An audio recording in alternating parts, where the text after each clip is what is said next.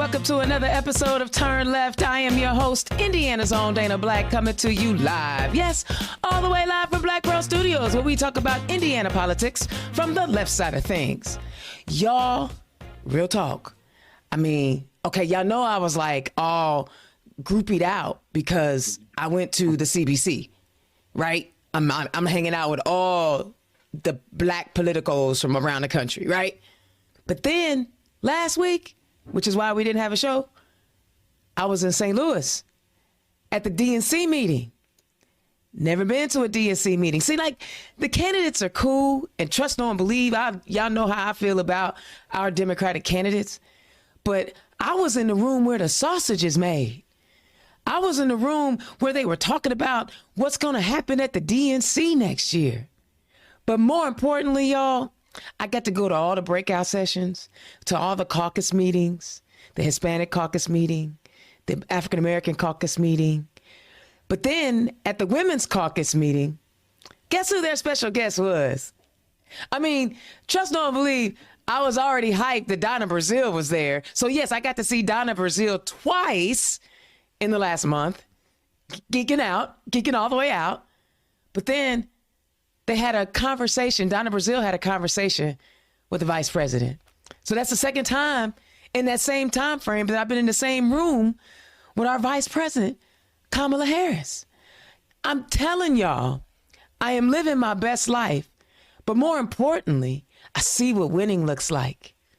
I see what being on the grind looks like. I am just excited about what this election cycle in 2023 and what 2024 is going to bring. There are so many exciting things coming down the pike. And we see the clowns in Washington. Y'all do realize they're doing exactly what they've been trying to do the whole time, and that's shut down the government. Okay, well, if you don't have a speaker, then we can't do anything. So they're doing exactly what they've been wanting to do, which is shut down the government. And there was only the placeholder they put in to keep the government open was only for 45 days. So trust, they are doing exactly what they want to do. It just so happens that Kevin McCarthy, who is a spineless human, I'm still trying to figure out how he's able to walk. I mean, that's a scientific advancement if I've ever seen one, for someone to be able to walk without a spine. So just keep your eyes out. And if I'm wrong, I pray that I'm wrong. Oh my God, I so want to be wrong. I want to be wrong because I don't want all those people who live in Indiana and work for the federal government to not get a paycheck. That would be awful, especially when they're still getting theirs.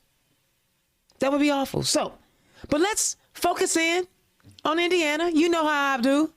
I want to do something a little different this time around when I start, because I came across this amazing op-ed from Representative Blake Johnson from right here in Indianapolis, and it was published in Marijuana Moment. Okay, this is an amazing op-ed. I'm not going to read the whole thing, but if you guys go to Marijuana Moment, I'm certain you'll find this op-ed. And he says, across the country, states, including most of our neighbors, have realized the benefits of cannabis legalization, yet Indiana has continued to ignore them, a fact that has us falling behind in our competition for resources and talent. The production and sales of cannabis is a big business. In states where cannabis has been legalized, states have brought in hundreds of millions of dollars in revenue, providing additional resources for schools, public health, infrastructure, and other critical needs. The State House has a chance to crunch the numbers as we evaluate the economics of cannabis in the Interim Study Committee on Commerce and Economic Development. As a member of that committee, I implore my fellow legislators to listen to the statistics. He wants them to listen to numbers, not your emotions. It's time for Indiana to sow the seeds and reap the economic benefits of cannabis. Legalization would stimulate our economy. A regulated cannabis industry would create jobs, generate tax revenue, and expand investment opportunities.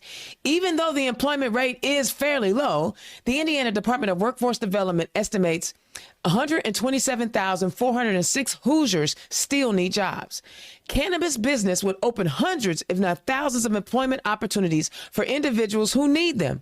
A 2016 study in California estimated that recreational legalization would create between 81,000 and 103,000 jobs in the state. It stands to reason that Indiana would benefit greatly from starting up the industry within our borders. He goes on to detail more information, but y'all, we lagging behind.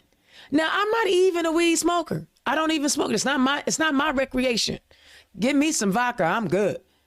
But for those who want to partake, one, let them. We see it's working. Crime ain't up in cities where they smoking. Crime is up in places where they really ain't smoking. Maybe they should. We're not seeing an increase in crime by legalizing cannabis.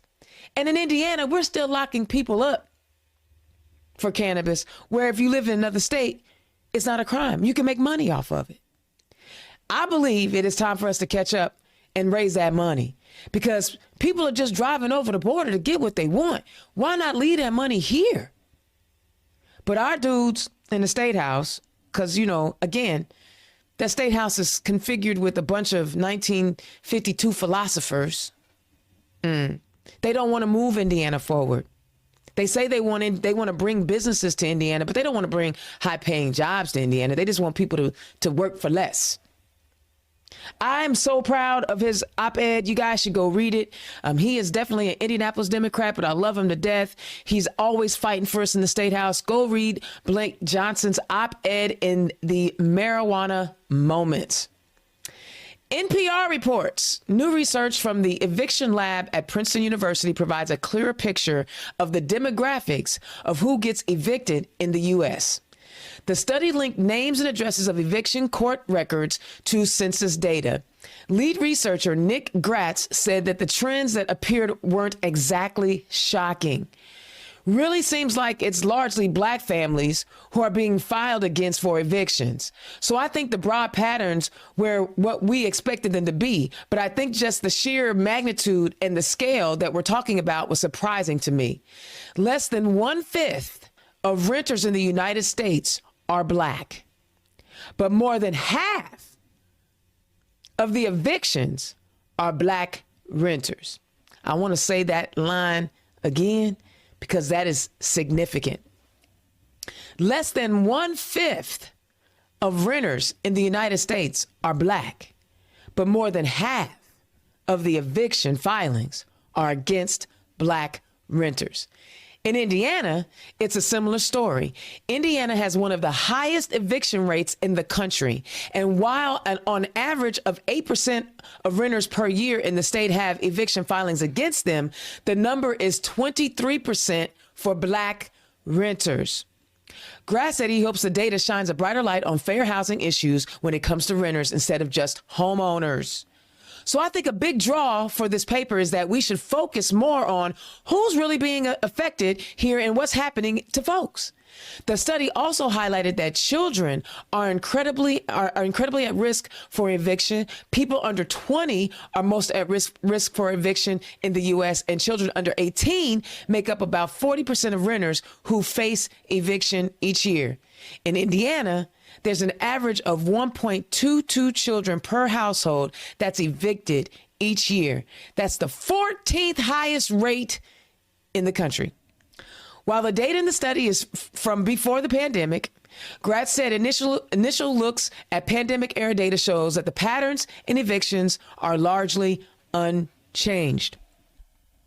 So not only are Black folks having a more difficult time at becoming homeowners and selling their homes, because we've talked about how appraisers are appraising Black homes significantly lower when they go in and see the photos or the art or all the things. Now we have a study from Princeton that shows that Black folks are being filed against at a much higher rate. Now, there could be a lot of reasons for that. It could be that, you know, the renter sees a white family and they're like, yo, you know what? I'm going to give you a break. I'm going to give you some time. And they don't get offer that same grace to Black families. Or it could be as soon as the black person gets in trouble, they want to kick them out. We don't know. They didn't detail the reasons behind the numbers. So there's a lot of things that could possibly go into this. But the fact that we make up only 1/5 of the renters, but over half of filing eviction notices is somewhat suspect. And I think people ought to look into it. I think my elected officials ought to look into that. And I'm going to ask them about it after the election, because that's a number that is scary. Because once you get an eviction on your record, it's hard to rent again.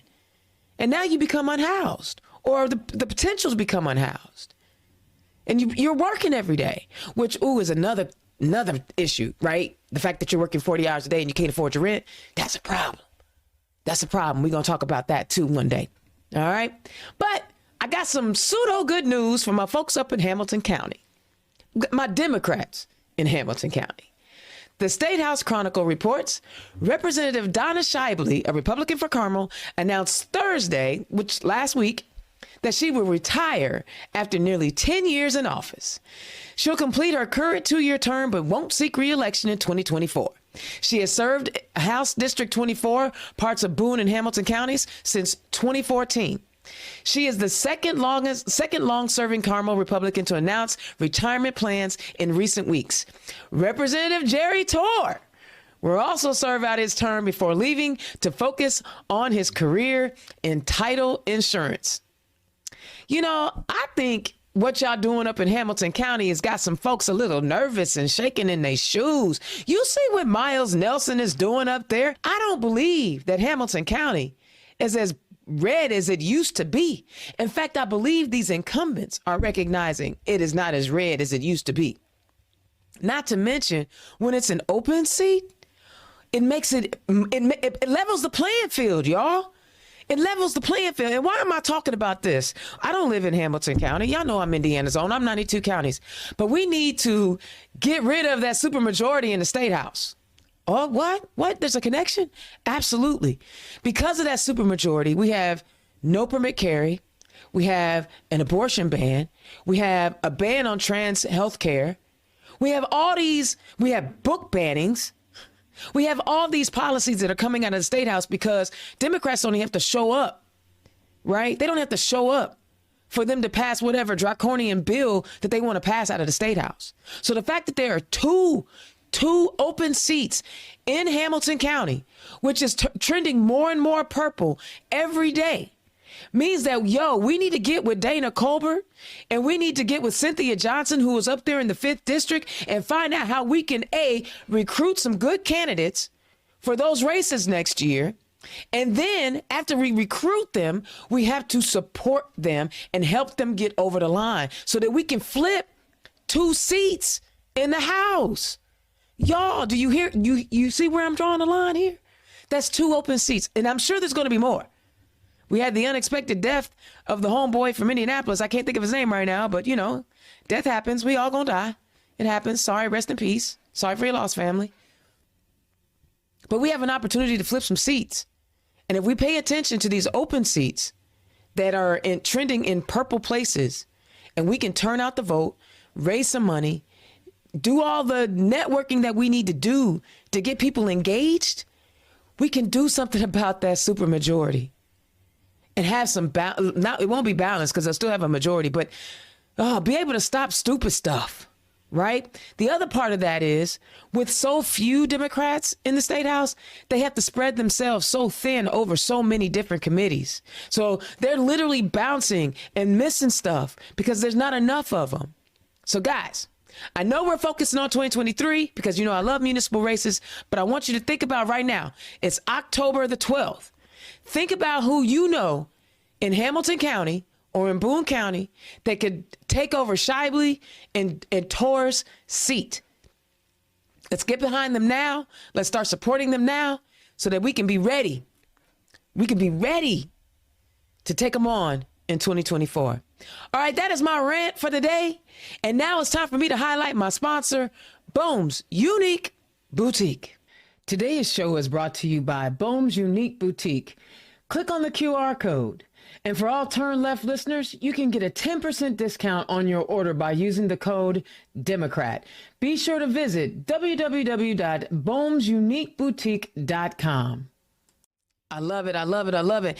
And you know what? I still have some time to help you out if you need some digital content. If you need a 30, 60, 90-second social media ad that you want to put together, reach out to me. We have a few weeks, not long, but I still may be able to help you out if we can get the shoot done relatively quickly. But if you need anything, if you have an event that you want some audiovisual equipment, reach out to me, scan the QR code, or reach out to me at www.blackpearl-itsolutions.com. I got you covered. All right, let's get to my guests, because that's what we're here for. All right, first up, I have a newcomer to the show today. I haven't had a chance to actually chat with her, but I'm excited because she's from Michigan City, which is doing amazing things. They are getting it done up in Michigan City. Y'all give it up for my first guest, running for Michigan City City Council 2nd Ward, Daisy Lee. Daisy, welcome to the show. Thanks, Dana. I'm very excited to be here. I love it. I love it. And a returning guest, a homeboy. And you can always find him on the east side getting busy no matter what. Running for re-election for Indianapolis City County Council, District 13, my guy, Keith Graves. Keith, welcome to the show. Welcome back. Hey, what's going on, everybody? Good to see you, and good to see you too, Daisy Lee. Man, listen, I brought up a whole bunch of topics today in my rant. Talked about marijuana. I talked about, black folks having more eviction filings, and I talked about open seats and what does that mean. Did any of those conversations, any of those topics, guys, resonate with you? And did you want to comment on anything that I was ranting about today? Daisy, I'll let you go forward first. Okay. So your first two that you were ranting about hit home. So I am a middle school teacher in Michigan City, and so I see those two issues affect my students daily. So as far as legalization of marijuana, a different aspect that wasn't mentioned in that article was the fact that weed that's being sold on the side is sometimes being laced with things that are harmful. So I have a former student who bought some weed from his friend and it had rat poison in it. And so he went from being a straight A student and awesome potential things with his life to someone who now has severe brain damage. Wow. And that's heartbreaking to see. And as far as evictions, I unfortunately see students be evicted, and primarily black students and their families being evicted. And your stats are heartbreaking too, but they align with what I see daily, unfortunately. Wow. Counselor? Yeah. So, when you've heard the term, things like when Indiana catches a cold, Black Indiana catches a flu. Yes. That means, Dana, that what is challenging for the state of Indiana and the residents and renters across our state, what is challenging for them is felt much more deeper and much more broader throughout the Black community in Indiana. Yep. And I tell you, those stats about evictions are not surprising to me. I've known that for a long time, and our city council has known that for a long time. And we have done our level best to put in place tenants' rights that have been continually challenged by the state legislature. And it's, you wonder why. And I think the answer to why is the bold landlord organizations that are being represented by lobbyists that are going to continue to appeal to those legislators that have the right to really take our muscle away as we continue to advocate for our tenants. It's unfortunate. I don't tell a lot about my youth, but I did, in fact, recall several times where evictions came to our door, and it wasn't pleasant. It brings me a lot of sadness. I work closely with a young lady in my district, and we are very focused on making sure that women and children do not face that. We've gone into our own pockets as well as some monies that are provided by different organizations to rescue those individuals that are sleeping in cars, that are homeless and unhoused, as a result of our challenging legal system.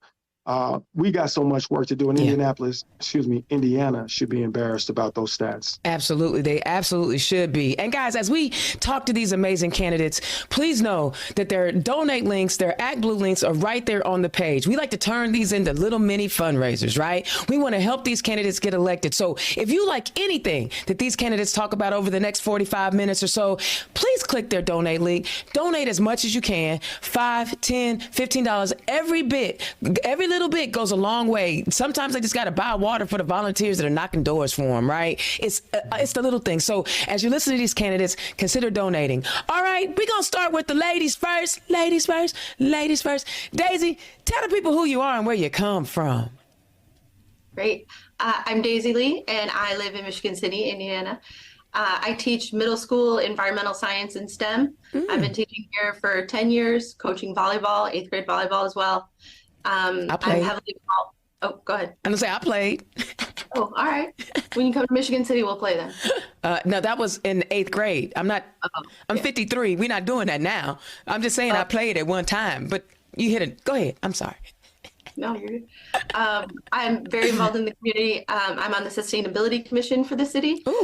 And with my students, I also like to bring my students into my work and into the community and get them involved and let them know how they can make active change in their community too. Love it. So a couple of years ago, my 7th graders and I, we worked on a project with the Michigan City Parks Department to get them to put recycling bins in our city parks. And they made videos explaining to the Parks Department why they should put recycling bins in the city parks, and they won. The Parks Department listened, and so they put recycling bins in the park. I'm also a member of PFLAG, and I am the chair of the Michigan City Pride Fest and have been since its inauguration in 2018. And I'm a member of CISV, which is a global peace organization, and a member of the NAACP. Oh my goodness. You got everything covered. When do you sleep? Sometimes, yeah. So let me ask you this. Education is always the biggest topic of conversation, no matter where you go, right?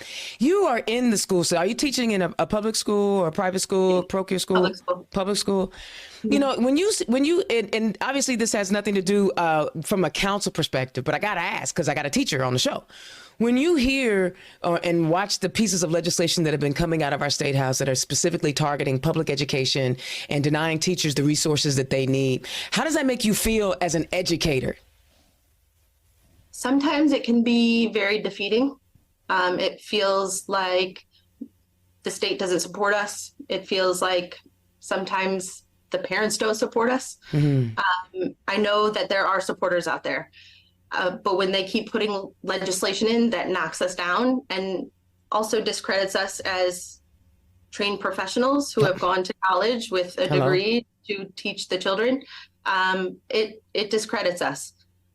There aren't many other professions where people who don't know anything about that profession step in and make policies about that profession. But we try to stay strong for the kids. We try to stay there. We do what we can. We write grants. We do donors' shoes. We fund stuff with our own money. We do what we can to keep it going. Does the adversity kind of motivate you more to do it? I mean, because some people get defeated. Some people be like, forget it, I'm out, right? We're seeing the mass exodus of teachers. Does it make you just want to fight more? It does, and it makes me want to get involved in different aspects. Hence, part of the reason running for city council, to help make more positive change in a broader aspect than only in my small bubble. And so, Daisy, why are you so involved in all these other cultural places with Pride and NAACP and all the other? Why get involved in all? You could just be a teacher and just come across all the students on the planet and then be done. But why do you give so much of your time? I care a lot about people, and I care a lot about making sure that people have equality and equity and making sure that they have what they need. And I'm a big fan of making positive change. I want to ensure people's voices are heard, especially people's voices who don't often get heard. I represent that in my classroom too. I make sure that my students' voices are always heard. And I try to lift people up, and I like to make change. And what drew you to STEM? Like, we're trying to, remove those barriers for women in STEM, where especially women of color. I'm in STEM. I work in technology. What drew you to STEM and to want to teach it to young people? So my background is in environmental science. I majored in ecology and natural sciences, and I never actually thought I would be a teacher. But right out of college, I got a job at the Dunes Learning Center in the Indiana Dunes National Park, teaching outdoor environmental education, and I loved it. And then I taught science at the Museum of Science and Industry in Chicago, Nice. and then in the Peace Corps in Panama doing environmental work there. Nice. And then when I came back from the Peace Corps, a friend needed a sub at one of the schools she worked at and invited me to be a sub. And then that led me into education. And I got a job teaching environmental science, which was exactly perfect for me. And it turned out that I loved it and I'm good at it. And here we are. I love that. I love that. And are you able to take your love of environmental sciences into your activist work and your, because you're an activist, yes, you're a politician because you're running for office, but you are definitely an activist. Yeah, absolutely. I'm on the Sustainability Commission for the city, so I'm able to help do projects that help combat climate change within the city, and make people more aware, because a lot of times, people have a very specific view on what environmentalism is. So to try to broaden that, and the environmental sector tends to be pretty whitewashed. So I want to make sure that it's more inclusive with our community that's represented in Michigan City too. Oh my gosh, your story is already fascinating. All right, I got to turn it up for my homeboy from Naptown, Nap in the house, East Side. Keith Graves, tell the people who you are and where you come from, bro. Hey, thank you for giving me this opportunity to talk to your listeners. I am Keith Graves. I'm a member of the Indianapolis City Council, originally elected back in 2019 for re-election again this year. A very important election coming up here in Marion County, our mayoral race as well as our council race. So myself and Mayor Joe Hogsett, we really been doing a great partnership over the last 4 years. Love it. To truly transform the east side of Indianapolis. Of course, there's so many names. I won't even begin to try to name those that have made some of the transformation we've seen on the east side possible. But Dana, I just want your listeners to know that what we were looking at, you and I were on this call nearly 4 years ago to this moment. And our community, my East Side District 13, on the ballot now after redistricting as District 9, it looked totally different than what it looks today. I've worked closely with our community leaders, neighborhood association presidents, business and our faith-based community, as well as our community development corporation leaders, and my colleagues on the council and our leadership on the council to advocate and rally for the change that we finally see. So many decades of disinvestment on the Indianapolis East Side. It almost makes everyone who say, you say, I'm on the East Side, they say, hey, well, they don't say that anymore, because what we've seen now is, a couple $100 million in roads revitalization in the last 4 years, about $300 million in projects. Those projects are like grocery stores in what was otherwise known as a food desert. Jobs being created by names that are business stalwarts here in our state, Cook Medical Group and Goodwill, Southern and Central Indiana, healthcare being provided by Eskenazi. All these projects are bringing buildings to our corridor, bringing jobs to our corridor, bringing food. We've got 2 banks, Dana, that have committed to coming into our community. One has already opened their doors for service, so we couldn't be happier. The other one, they're bringing about 200 units of housing. So we're talking about housing. We're talking about affordable housing.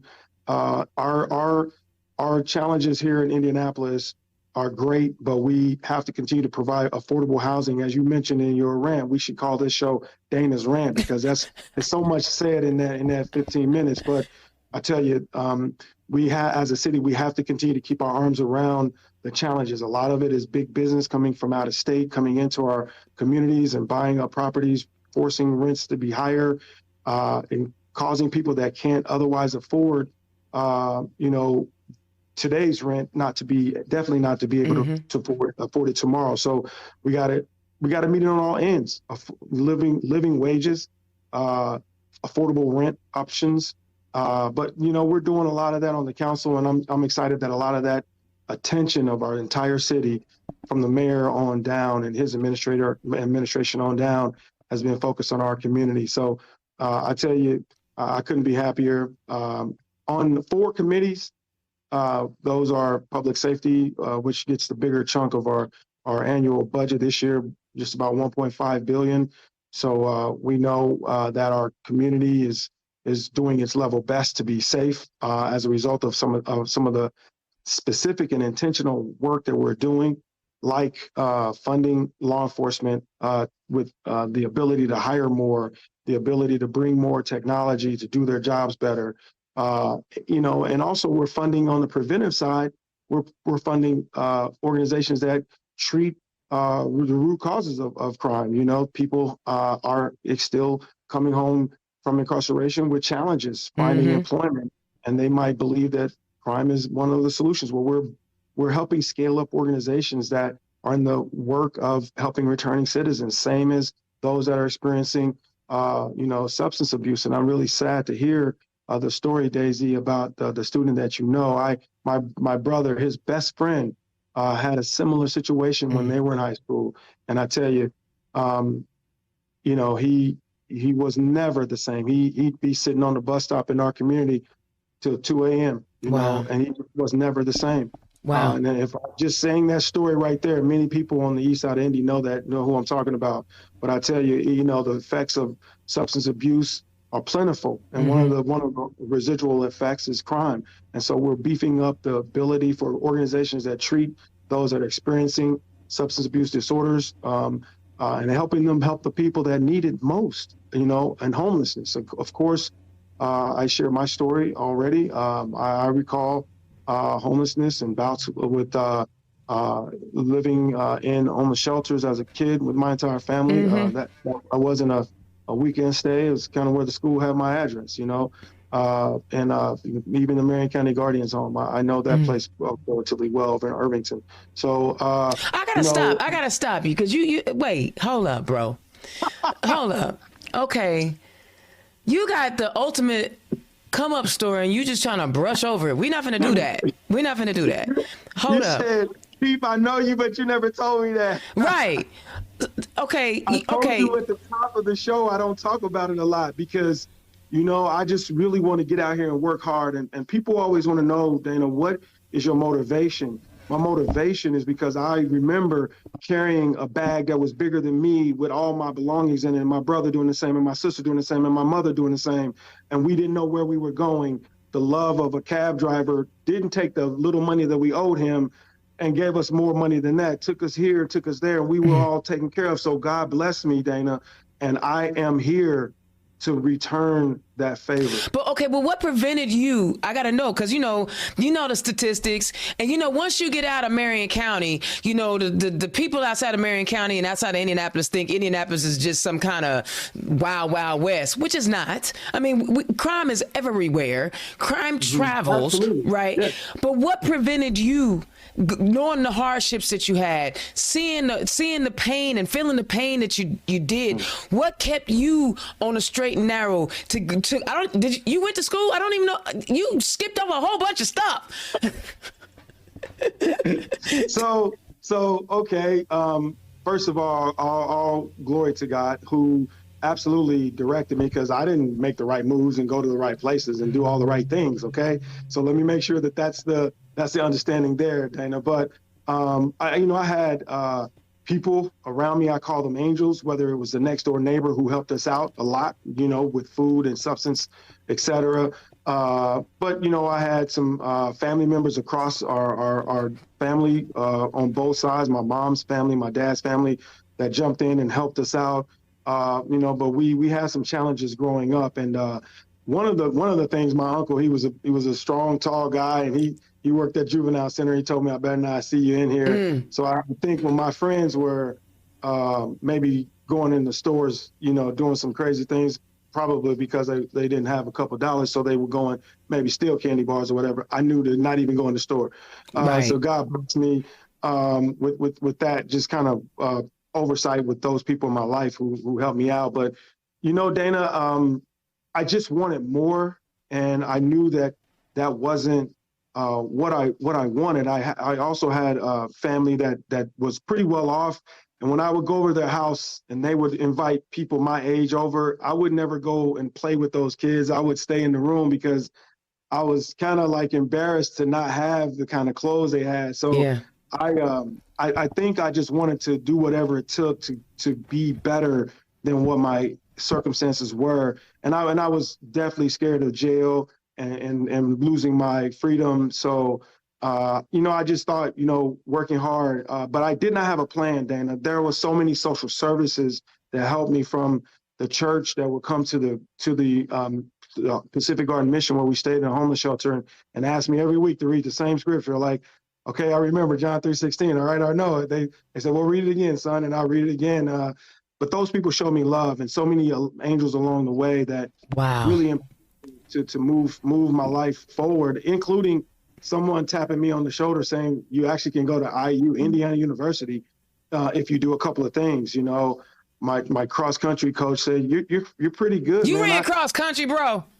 I did, but I ran in like Converse, and he was like, Wait a minute. you're pretty good. I hope the listeners are checking this show out, because I got two hardcore amazing guests on this show. In the Michigan City area, really racking it up, and I'm just excited to know who she is now. She's doing great things, and she's broadly spreading herself around, and I really appreciate that. Man, isn't that, from one hard worker to another. Why have I not met Daisy Lee before? Right. Like now, why? This is bugging me, because I'm like, oh, this is a powerhouse woman, and I know that. I mean, trust me, I don't know every Democrat. I feel like I should, but I don't. And when you hear, but y'all are both like, okay, Indiana's on Dana Black. Let me just do the station identification. Indiana's on Dana Black. We are talking to Councilman Keith Graves and candidate Daisy Lee for City Council up in Michigan City. But listen, y'all, y'all are so passionate, both of y'all, and motivated about serving the community. Why? And I'm gonna ask Daisy first. Why do you think it's necessary to have that kind of to be a city councilor? For me personally, I like to get stuff done. And so to have the drive and the passion and experience and open-mindedness, it helps me include everybody in order to get stuff done and to make change in the city, and to maybe one day change more of Indiana, because I see this legislation passed that directly harms people that I care about. Mm-hmm. And we have to do something about that. And Keith, I know what you're going to say. Go. Well, honestly, I usually would answer that because today, in today's environment, as we mentioned, Black America, Black Indianapolis, and Black Indiana really at the wrong end of so many stats, and it's frustrating. So I usually say we're in an all hands on deck environment. Yeah. So let's all jump in. But I don't know when a time was in history when we weren't. So today we are absolutely there, which means I'm calling all those people whose names we don't know. They're not public officials. They're not even involved in the process, to come off of the relaxation moment, come off the couch and come out here. When was they relaxing? When was they relaxing? I mean, people, whoever is not out here celebrating this grocery store that we just opened in District 14. And shout out to Ashley Gervitz. Shout out to Ashley Gervitz. Absolutely. I really, this whole east side of Indianapolis and the city itself is certainly in debt to Ashley and her hard work, tireless hard work. Yeah. My career, me being here on your show, largely due to her showing me the way it is. She wasn't the first person I worked with, and I'm so happy that God directed me to her, another angel in my life that said, no, you got to work a little harder. Yeah. And, there are no take time No, no. offs. So we have been partnering over the last 4 years, and the change is unbelievable. And I I'm just see so it. blessed to be I here. see it because I'm on the east side, but I'm in Duke Oliver's district where he's not running for re-election. I'm in Duke's district. Okay, I want to ask y'all something else because both of y'all, Daisy, you being a teacher, and your goal is to pay it forward.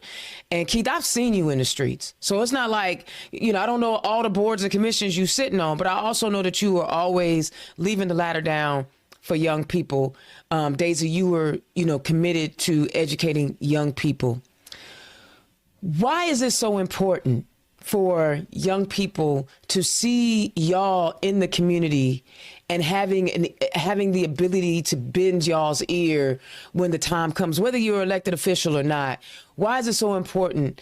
Why do y'all feel it's important to be in the lives of young people? Daisy, I'm gonna let you go first. They're the ones that are going to be the next generation to come and lead our city, to come lead our state and our country. And so to encourage them now to get involved in community services, into nonprofits, and teach them how to actively get involved, or to even reach out to their current council people, or to reach out to nonprofits.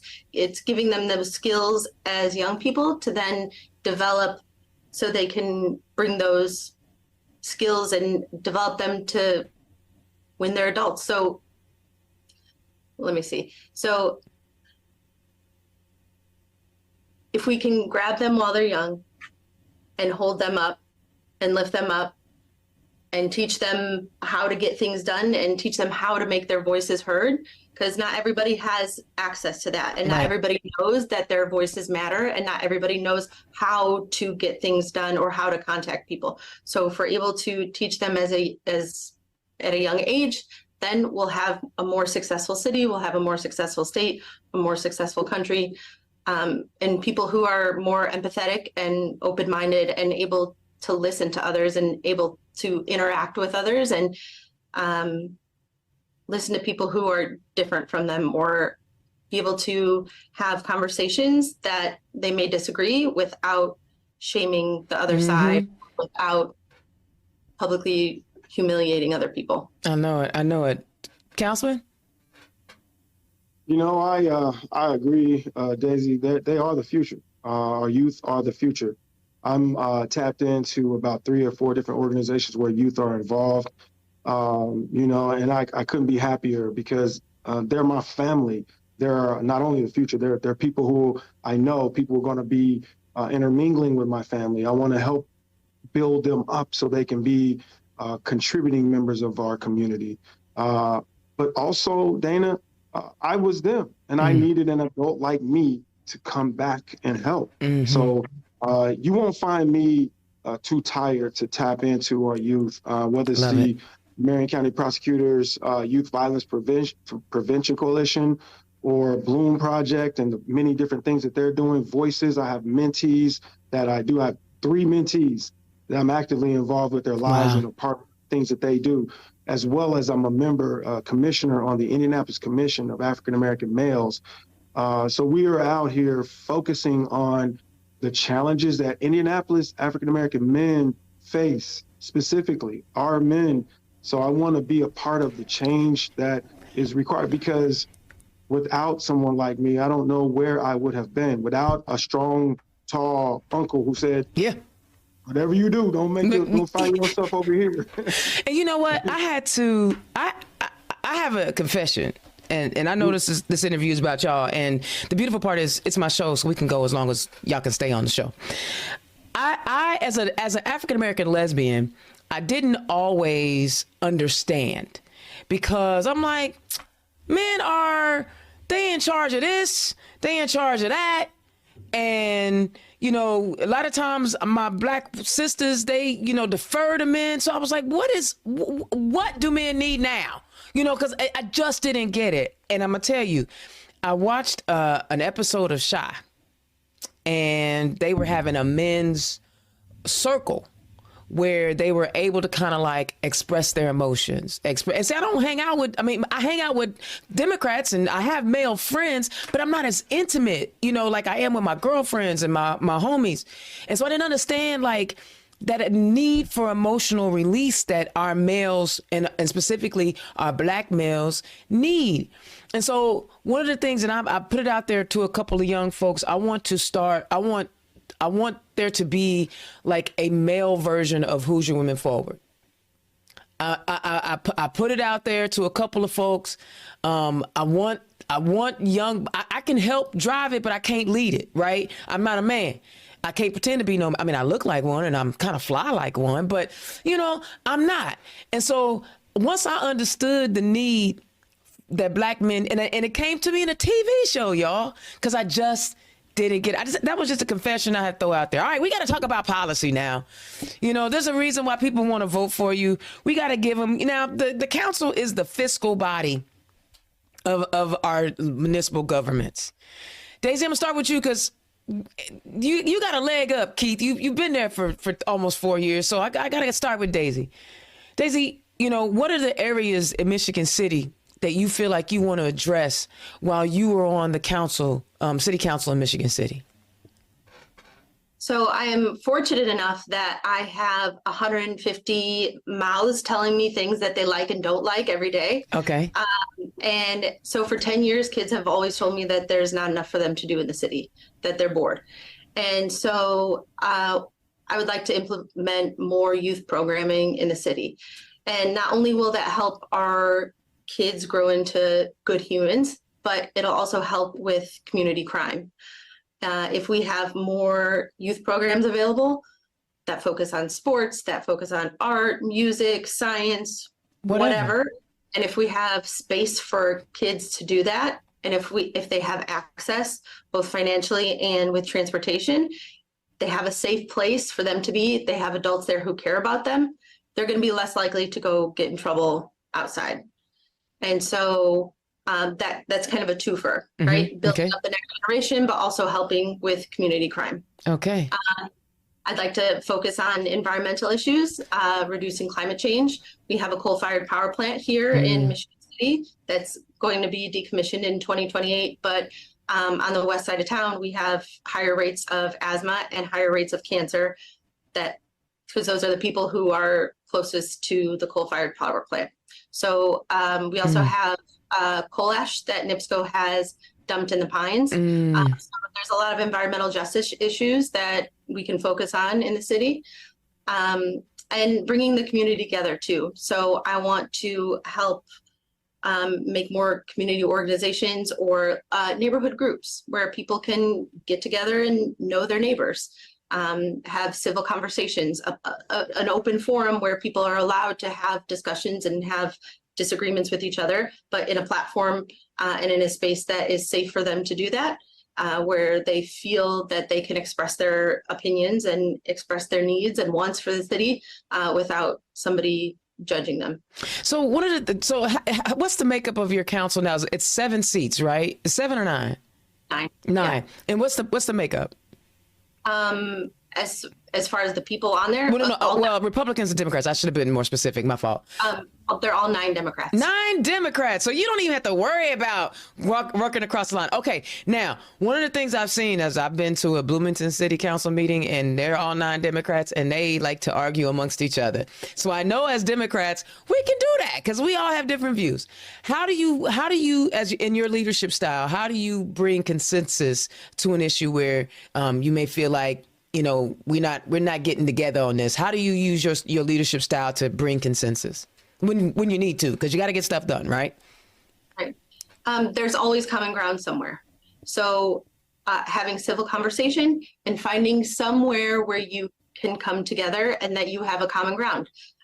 We all have something in common with someone else. So finding that ground, having civil conversation, working together in that aspect. Luckily, this whole slate of Democrats, if we all get in, I hope so. I have worked with almost all of them on different community projects, so I already have a background with working with them and successfully. And so that is a great place for me to start personally, to help get things done quickly in the city. I don't think people realize the importance of building good relationships. I really don't. Like, when you build relationships in your community, no matter what you're doing, you're going to be able to accomplish things. Keith, I'm actually going to switch the question up a little bit on you, because you've been in your place for 4 years. Talk about, first tell me what your greatest accomplishment, give me just a couple, your greatest accomplishments over the first 4 years. And of course, you can't rest on your laurels. So what are the two things that you want to work on in the next 4 years? Right. You mentioned who's moving forward. I just want to give a quick shout out to the love of my life, Audemars Carter. Hey. She's who's Well, I saw her this week. I was hanging out with her. Good deal. So she's listening to the show, as you know.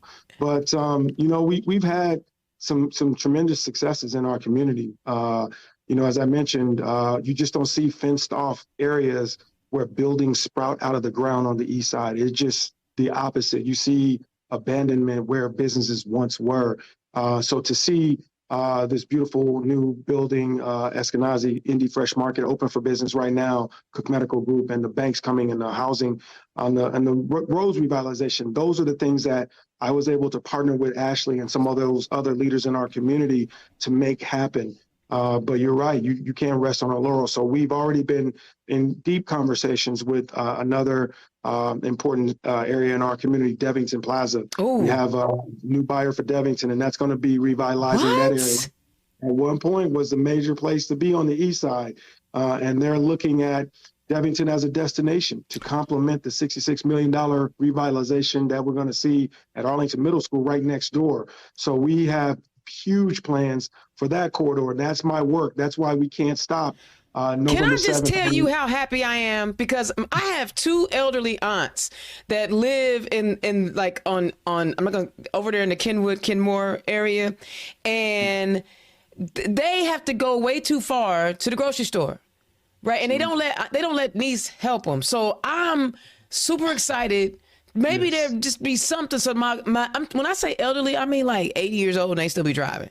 I'm not gonna, and why should they have to go in the wintertime too far? They're not tech savvy to have food delivered. So thank you for that. Because when the Kroger shut down, I panicked.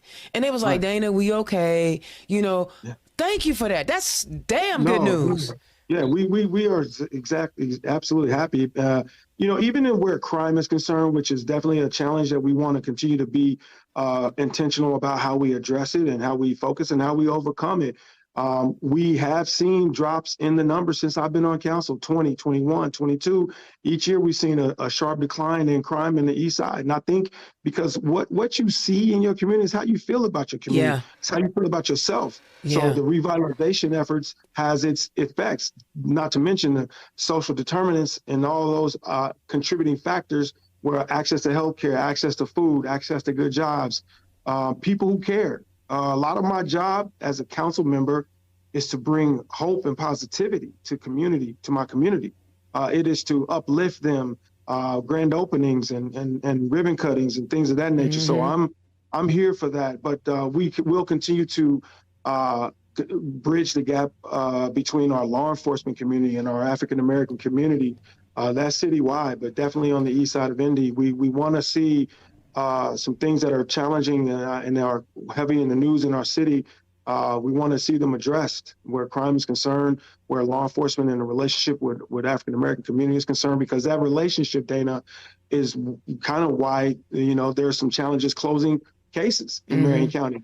There's a bad relationship. No one wants to talk to each other for historical negative reasons. And we got to address it. So we're on the top of that. And our city has so many other challenges, like making sure that we continue to work closely with our senior community and our youth. I will be seeking the education chairmanship on the council. Historically, we have really not used it in a way that I plan to use it. Because our muscle where education is concerned is very limited. Our teeth is very limited. But on the council, we can bring attention to it. We can bring some policy to doing things to attract African-American educators and administrators in the educational systems. because I understand that African American children learn best when taught by African American teachers. So let's figure out what we got to do to make Come this. on now. And see, why don't they get it? Why don't they get it? Why don't they understand that, Keith? I mean, it's not that first of all, I only had one black teacher the entire kindergarten through 12th grade. One black teacher. And I'm actually kind of ticked off because one, I only speak one language. I'm a little mad about that. And two, I didn't see myself in an educator role. I didn't. Mrs. Coleman was our only teacher, and we're not doing anything. We're not doing anything from a state level perspective to attract young people of color. I'm gonna say our Latino community needs the same thing. They need to see more Latin. They need to see more Spanish speaking as a first language teacher in these schools. All right. You both have the opportunity. So you guys will both be working with hopefully Democratic mayors. Angie, we're going to get Angie over the finish line down up in Michigan City, and Mayor Joe's looking for his third term. Can we just for a second talk about what the consequences could be? Because I don't think people take into consideration this. What the consequences could be if, as you guys are sitting on the council, there's all 9 Democrats on the council in Michigan City, and in Indianapolis we have a supermajority. There's 20 of the 25 that are Democrats. How talk about the negative of not having either Angie or Mayor Joe not win their election and having Republicans in their seats. Daisy, I'm going to let you go first because I loaded you up, my man. I loaded you up. So, Daisy, I'm going to let you go first. You know what Michigan City needs. So, one positive thing about having Angie win would be that young Black girls can see themselves in a leadership position for their city. Come on. They representation. To have another middle to older aged white guy in power, it's nothing new. We've seen it. Well, that's what we got here, but we've seen it for the history of time. So hopefully, if we have a Republican mayor again and 9 Democrats in city council, it might be hard to get more progressive things passed, things that our city needs, things that our youth needs, and that they want. We are a generally progressive city, and so to move backwards would be detrimental to our growing city. Yeah, I like it. Keith? You know, I tell you what, much of what we've talked about on this show, Dana, would not have happened, and it will probably not be possible for continued growth. No grocery stores, no housing, no veterans housing that we're working on. No, we ain't touched on the veterans. Come on. Yeah, we would have none of that if we were to have a Republican. And because I tell you, what I do is not random, and it's not just being a community advocate. Okay, you have to have a relationship. I've got a great relationship with Mayor Joe, and he is, in partnership with the leadership on the council, they have directed the type of resources that we need on the east side. He's largely responsible for what we're witnessing before our own eyes. And I've said this many times, but the investment that we've seen on the east side of Indy, it probably rivals any investment in the east side since its inception. I mean, we're talking $300-400 million in investment, and we're talking the important things. If you were a 3-year-old or if you were a seasoned architect, you're gonna draw a grocery store in your neighborhood. When you draw a neighborhood, you're gonna draw good looking roads and clean streets and some plants and trees and flowers. We didn't have that years ago. If someone, in 95 said, let's do a 20-year plan, then by the time 2015 came around, that 20-year plan failed, or they left the whole east side out. So well, they left the east side out. You do know that. Because we revitalized the plan, and we now have a new plan, and the people that are in place from the council and the mayor's administration, Democrat-led council and the Democratic mayor, we have transformed the east side of Indianapolis. This is not what it looked like just 4 short years ago when I was on this show as a member of the council. 4 years later, and it's the neighborhood just totally different. I can't wait for the next 4 years. So we'll see Devington doing the same thing, and we'll continue to find areas where we can put the next Indy Fresh Market to continue to remove the term food desert when you think about the inside of Indianapolis. And what drives me crazy is, I read the Indy Star, and I'm a sucker for the comments. I gotta go read the haters, right? I want to know what the haters are saying. My mother told me when I was very young, you gotta know where your enemies are coming from, so you know how to either avoid them or deal with them. You know what I'm saying? If you put your head in the sand and not know what they're saying about you, then you just out there. But it drives me nuts. I grew up in Indianapolis. Now, granted, I went to North Central, and shout out to the Panthers. I went to North Central, but one of the things that drives me crazy is how people who don't live here, and I imagine it's the same way in Michigan City, right? People who don't live in your city and live in some county with about 8,000 people want to comment and determine what is best for your city. One of the things that frightens me about Republican mayors in predominantly Democratic cities is that, I'm sorry, Republicans have not shown me that they can distinguish themselves from other Republicans. They just haven't, right? I see, what's the difference between the Republicans in D.C. and the Republicans in the State House? Them peoples is in lockstep with each other. They may not be as extreme, or some may not be as crazy as others, but the ones that ain't crazy ain't standing up to the crazies. So in my opinion, and this is just like a mini rant, I guess, in my opinion, please keep your Republican policies out of my Democratic city.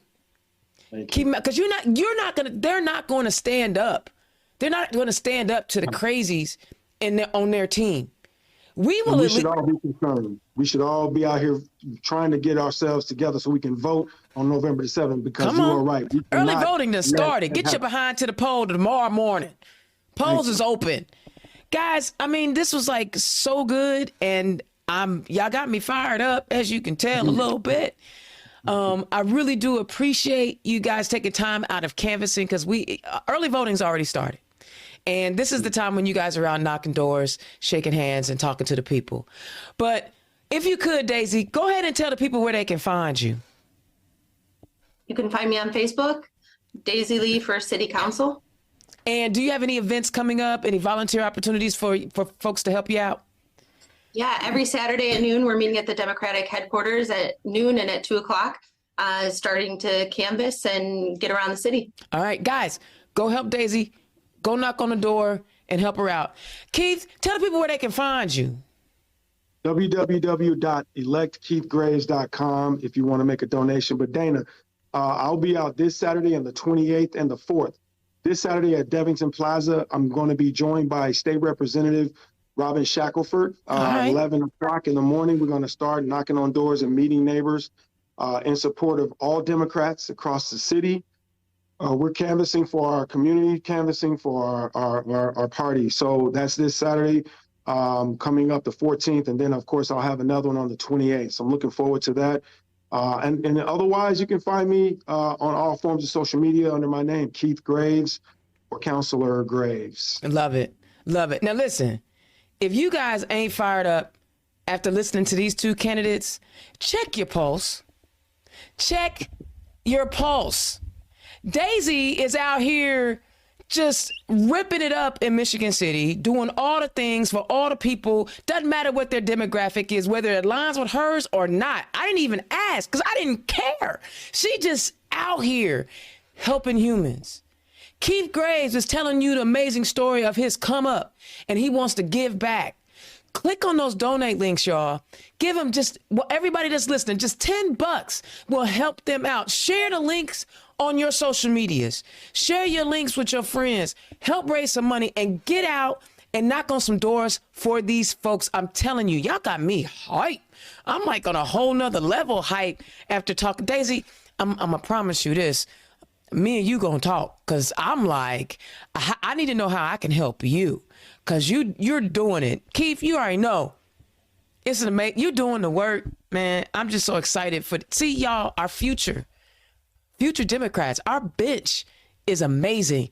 All these people talking about who we gonna get to run for this or who we gonna get to run for that. Y'all always focusing on who's gonna run for governor and senate and all that other stuff. You need to be finding out who's taking care of your communities. That's what you need to be doing. Who's giving a dang about the kids? Who wants to make sure they're getting a quality education by actually educating them? Boy, okay, I'm done. All right. Indiana's own Dana Black. Okay, I don't have a show next week. I do apologize, but I was able to do a great interview with Councilwoman Veronica Pedro, who's running for re-election, our history maker. So go on my YouTube page, go on my Spotify page, check out her interview.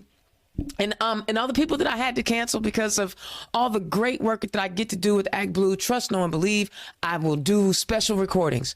I was going to do a special recording with my man Keith, but he was available this week, so I thank him for taking, on the last minute, like, yeah, I come. I love it. So there will not be a show next week, but I'm going to try to make sure I get as many candidates out as I possibly can, because these are the stories we need to hear. These people are doing the work. Stop asking me who. I'm bringing them to you every other week now. It used to be every week. All right. I will holler at you guys next time. I got to go do something with all this amazing energy I got right now because these folks fed me. I will holler at y'all next week. Peace. Turn Left is the property of Black Pearl IT Solutions. Executive producer, Indiana's own Dana Black. Music by www.bensound.com.